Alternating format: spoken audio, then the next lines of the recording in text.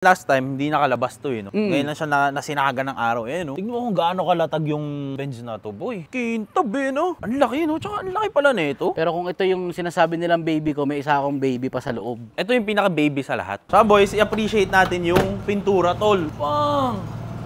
Hindi nyo ata nakikita kung gaano kakintab eh, no? Pang! Lowrider nga eh, no? Paano ba yung drive ng lowrider? Ano ba? Pag ganun na. Pag ganun na. Dapat medyo naka-side view daw eh.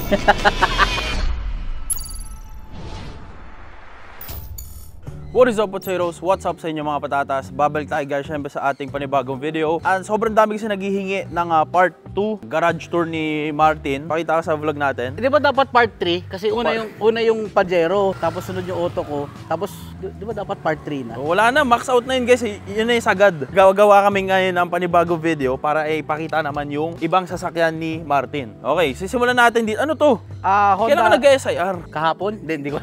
Matagal na. Ito yung Honda SIR natin. Lahat ng mababait, dapat may Honda. Dahil katulad mo, di ba? Tama. Ikaw may Honda ka. Totoo. Ayan yung Honda mo. Pakita naman natin yung pang black and white. Bakit? Akala ko Benz fan ka. Bakit bigla ka nagka-Honda Civic? SIR pa ang tinipuhan mo. Actually, itong SIR, nung bata pa kami ni Utol kasi, dream namin pa ito noon na magkaroon kami nito noon. Kaya meron kaming isa. Si Utol kasi, more on Japanese talaga siya, yung gusto niya. Pero kaming dalawang magkapatid kasi, ito talaga, ang dream namin magkaroon talaga ng SIR. Meron kaming isa. Pero B16B. B16B. Stock. Kuno. Okay boys, so kulay puti, carbon hood, TE37 pagang. Kailan yan? 2023 release ng TE37. The fuck? Kailan ka nagkaganito? Parang palagi tayong magkausap.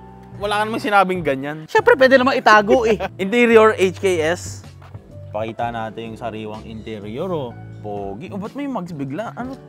Yan yung pinagpalitan ng mags, hindi ko pa naibababa eh. So, okay. Nahiya ako sa iyo kaya pinalitan ko yung mags. Bumili muna. Oh, T37. So, ito yung SR ko, wag natin pansinin yan. Masyado ng... anong tingin mo sa SR ko pala? Sa setup ko ng SIR. Ito isa sa mga pinakamalinis ko na nakita na SIR eh.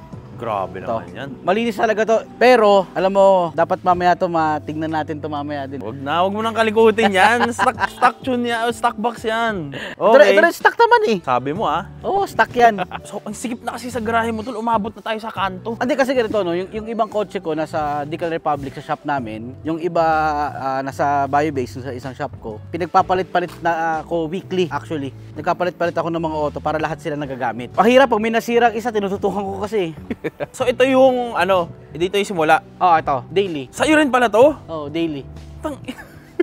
Pan-daily. So naman, wala kang ginalaw talaga dito? Wala. Pan-daily yan, pan-daily. Okay. Stock yan. So wala tayong describe dito. Ano to? 2021 Honda City. Honda City. Oh, ayaw nyo yan boys eh. Ayaw nyo. Sunod. Walang paki sa whole stock it. Hindi, basta matipid sa gas. Countryman na Mini Cooper. Parang ang laki nitong Mini Cooper na to. Oo, ito yung parang mini SUV nila. Hindi ako kasya dun sa Hindi ako kasya dun sa mini talaga. Although maluwag naman, ito kasi never pa ako nagkaroon ng Mini Cooper.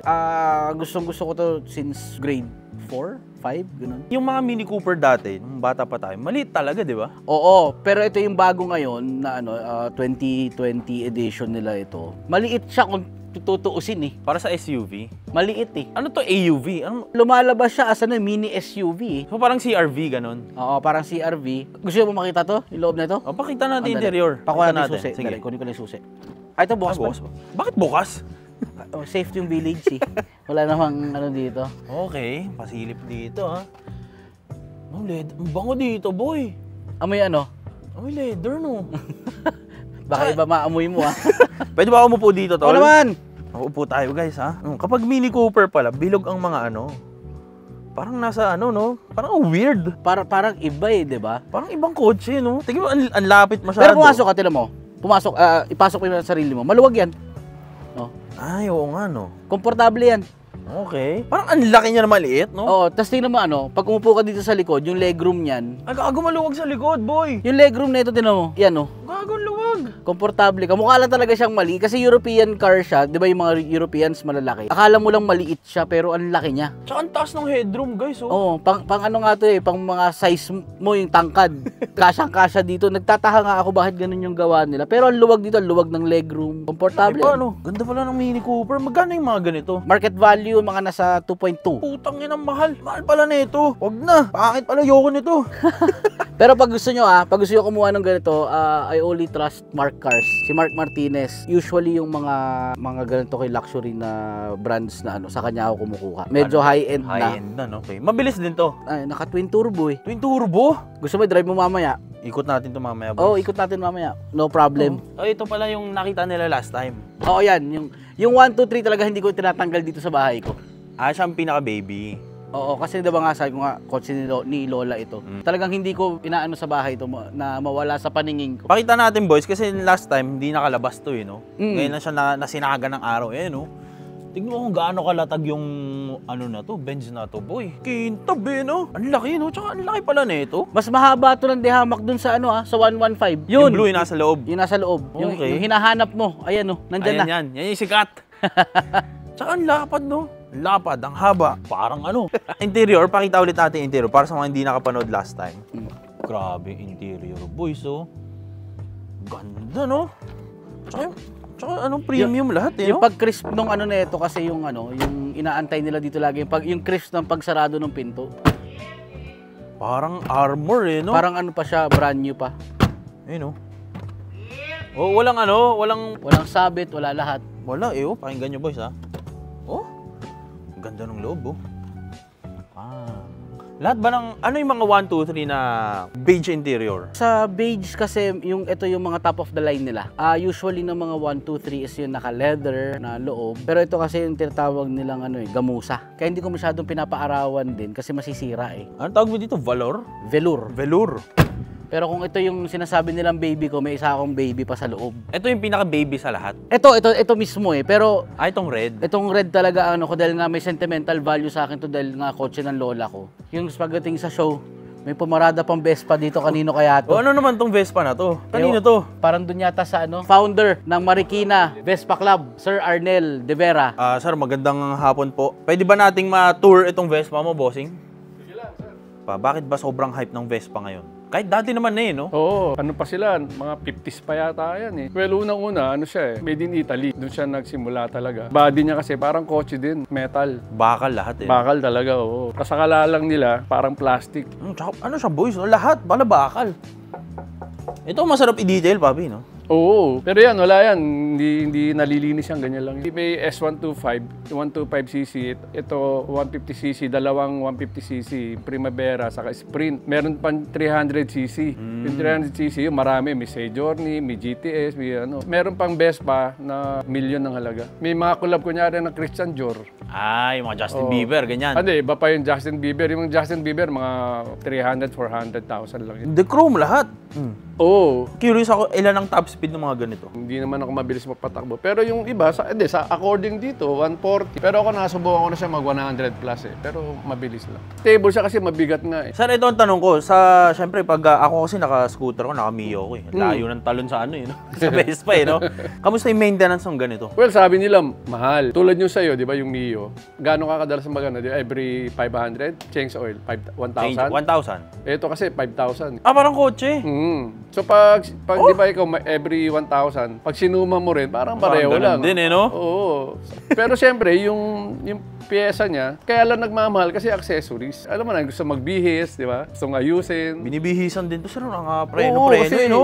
All-ins. May mga all-ins. Ito, stock to. Hindi ko na, yung isa ko, yung orange ko dati. Ito, naka-MDL, May MDL. Oo, kasi mahina ang ilaw nila eh. Mahina talaga, sir. Oo, kaya... Pero ako kasi, di ba kadalasan na mga nilalagay sa Vespa, dito nila nilalagay sa Sa ganito. tinidor. Parang pangit tingnan eh. Kita yung langgam, sir. No? Tsaka di, mababa lang. Naggawa kami ng paraan para nandito kasama niya. Tsaka hindi siya yung panggulo para parang classic wala pa lang rin siya. no? Oo, di ba? Wala lang. Hindi mo alam na may driving light, di ba? Tawag sa ganito. Parang pogi sa kotse yung ganyang kulay, no?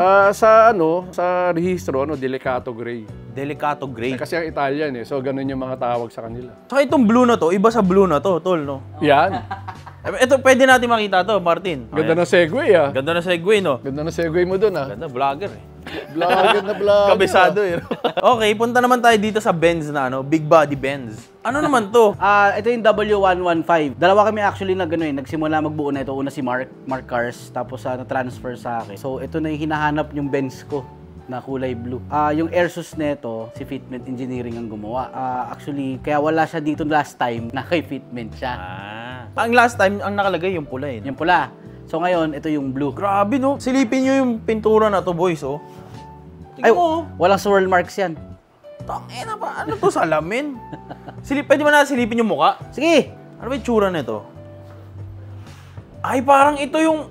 Di ba may sikat na puting kulay ganito? Yun yung kay Mark Cars. Ito yung kapatid. Okay. 19, kung di ako nagkakamali, 70 yung kanya eh. 71 kasi to. Mas matanda yung kuya yun. Pito Ason malapit? Yes, kay Mark Cars. Yun yun. Yun yung idol ko. Pogi, boys, oh.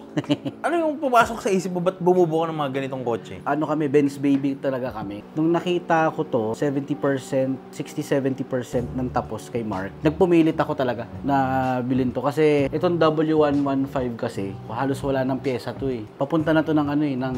Museum? Oo, malapit na 71 eh. 54. 71. Oo, 54. Oh, Tama, 54. Oo, Tagal. isipin Pero mo- ang kintab, no? Oo, ang gumawa netong paint correction nito, kami sa Decal Republic dito Ason ginawa yung paint correction nito. So lahat ng mga diferensya nun sa pintura niya inayos na namin. Tapos PPF, shout out kay Decal Republic dito Ason, kay Tintin C, siya gumawa nung PPF nito. Kaya palang no? Kintab. Gando.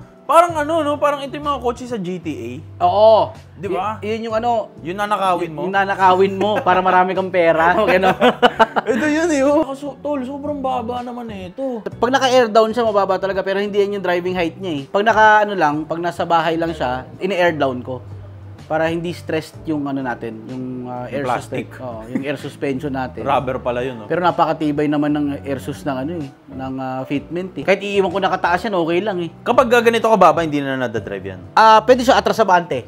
Huwag mo lang ililiko, syempre tatama dito eh. Pero pag inatras sa bante mo yan, okay lang. Uy, so, pang.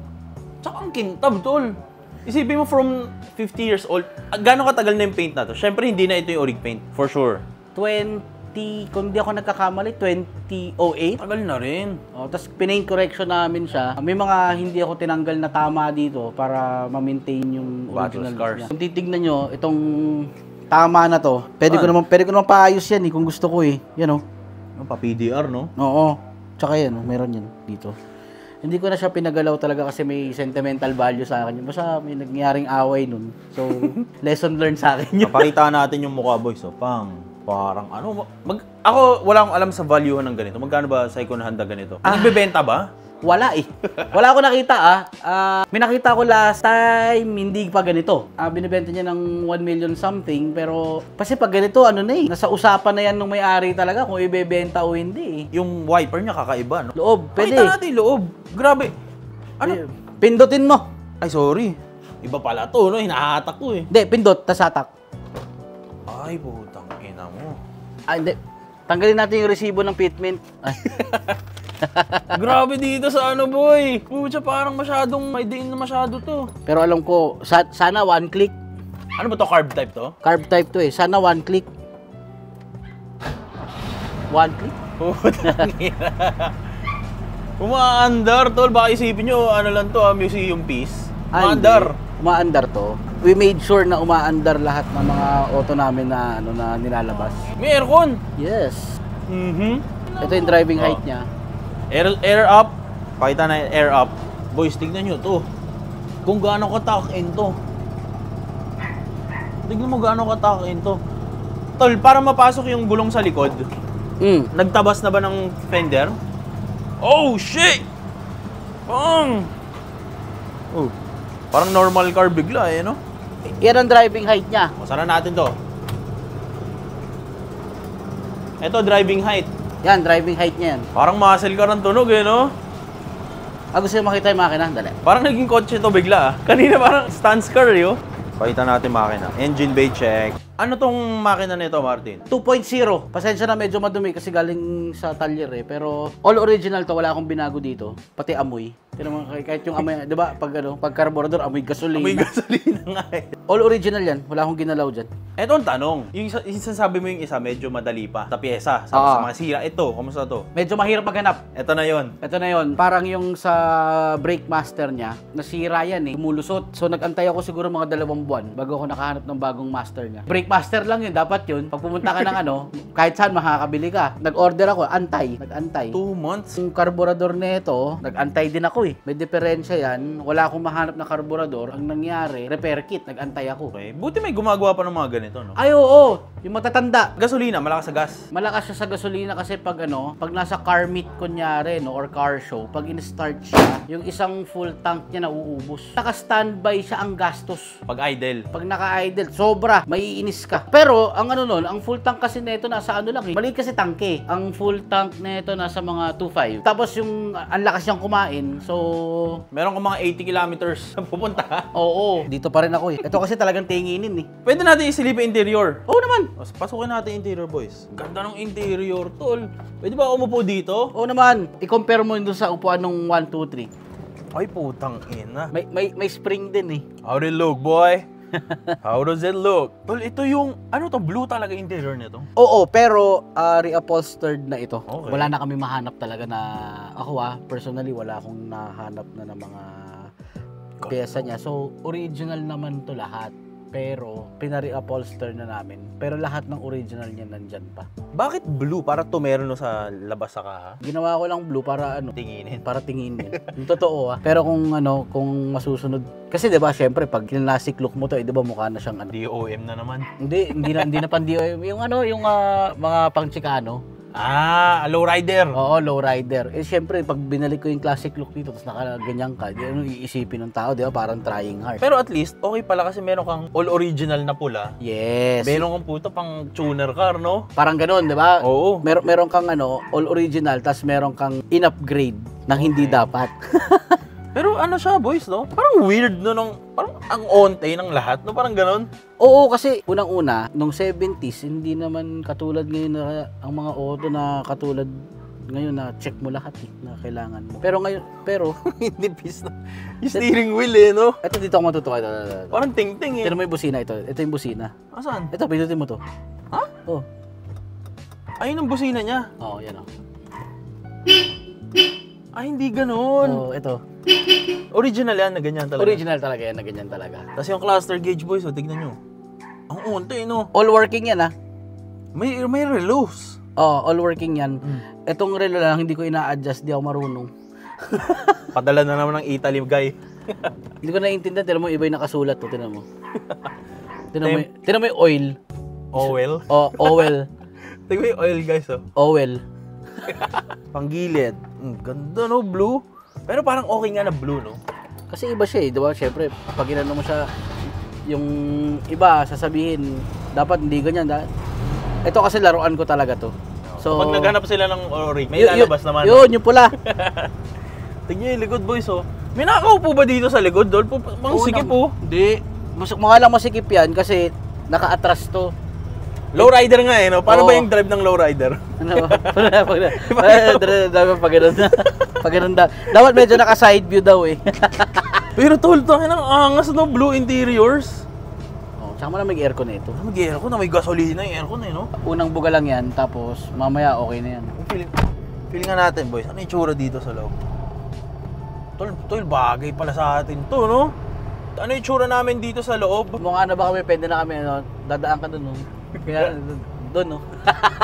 Parang tol, eh, no? Isipin mo. Kunwari blue outside, red interior, pangit. White ako. Parang wedding car naman yung white, eh. Hindi, parang pimp.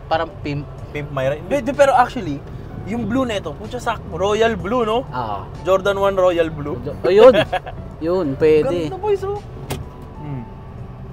Parang ang sarap dyan sa likod, Sarap dyan, mas masarap actually ang ride netong 115 tsaka 123 kaysa sa 124. Kasi yung mga upuan nito may spring pa eh. Parang masyadong bouncy naman to, no? Bounce ka lang. Bouncy. Silipin natin yung likod. Ayan, boys, pag lalabas kayo, hatakan nyo lang. Ang liit ng doorknob, eh, no? Tsaka ang bigat ng pinto. bakal eh. So boys, i-appreciate natin yung pintura, tol. Pang! Hindi nyo ata nakikita kung gaano kakintab eh, no? Tol, walang swirl mark. Naka-PPF to ngayon. Yung naka-PPF to, wala na siyang swirl marks eh. So, pinipf na namin siya. Yung likod. Ay po, tsaka ang laki ng trunk, tol. Kasya tayo dito sa loob eh.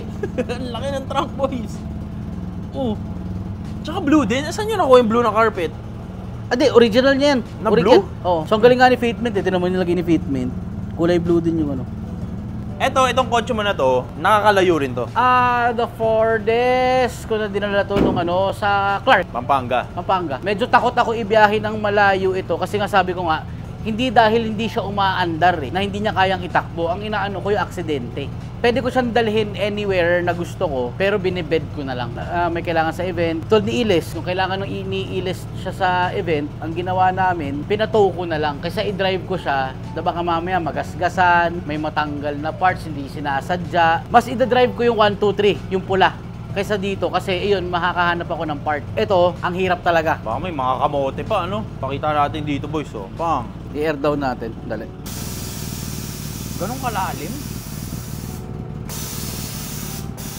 Pang.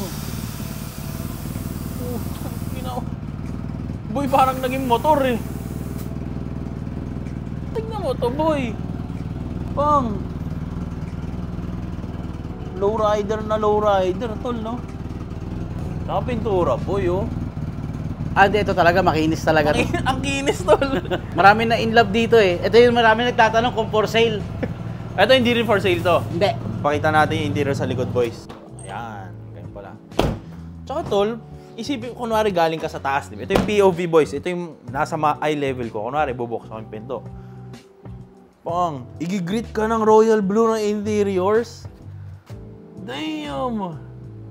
Tol, ang pogi masyado nito. Kadalasan kasi, pag ganito ang buuhan, back to stock talaga, no? Oo. Although yung kay Mark Cars, yung Benston, number 1 yun para sa akin. W108 niya, tapos naka Airsus din. Talaga, the best din sa akin yun. Papi, para sa mga gustong... Saan pa ba bumuo nito? Ano ma-advise mo? Sa mga gusto bumuo ng ganito katulad, if ever meron man. Pag may gustong bumuo na ito, kailangan may spare time ka at least 1 taon.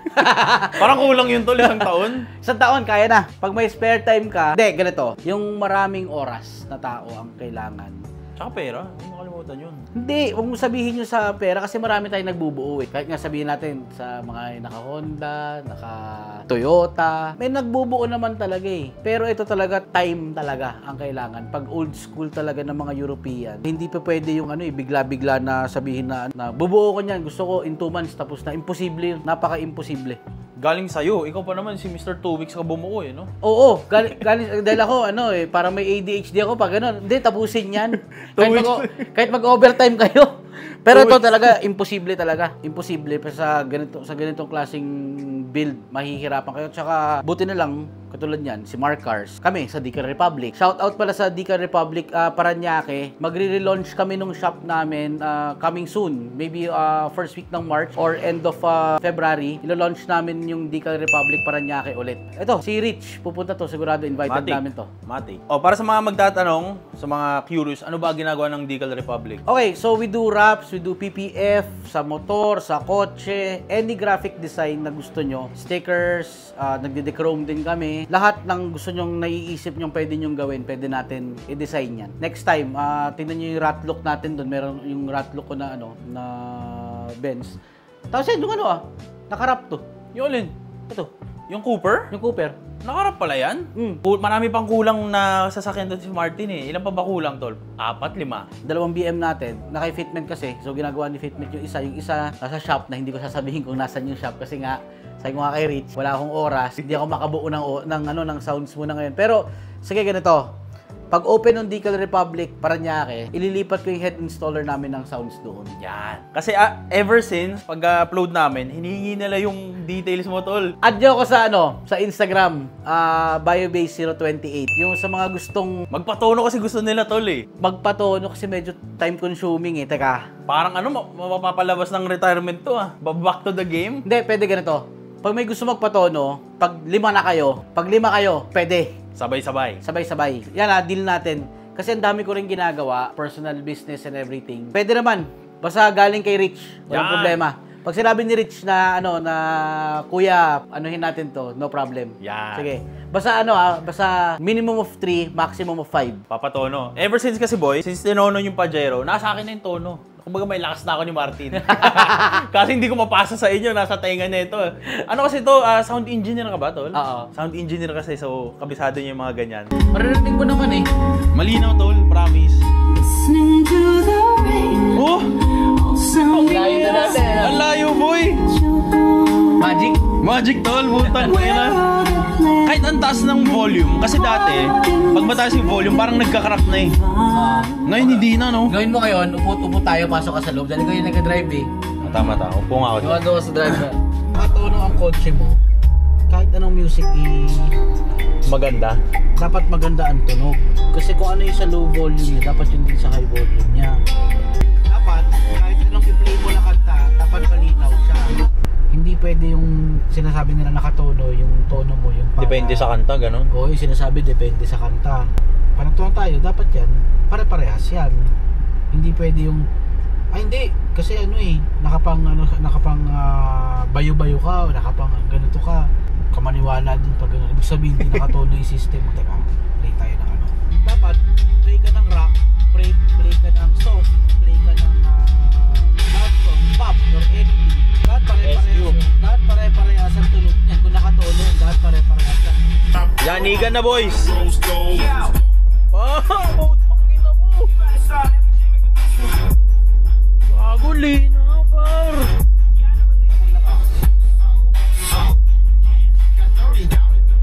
Putang ina mo!